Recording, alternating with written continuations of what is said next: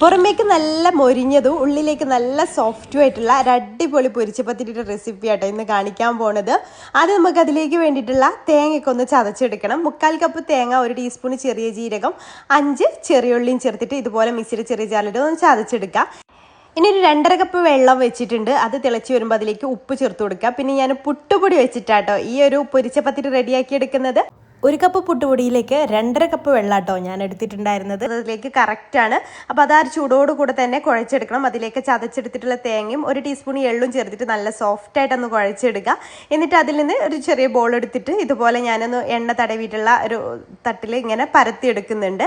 എന്നിട്ട് ഇതുപോലെ ഒരു ഗ്ലാസ് വെച്ചിട്ട് ഇതുപോലെ റൗണ്ട് ആക്കി എടുക്കുക. നമുക്ക് ഏതാണ് ഒരു കട്ടറൊക്കെ ഉണ്ടെങ്കിൽ അത് വെച്ചിട്ട് റൗണ്ട് ആക്കി എടുത്താൽ മതി. ഈ ഒരു കട്ടിക്ക് വേണം കേട്ടോ കട്ട് ചെയ്തെടുക്കാൻ വേണ്ടിയിട്ട്.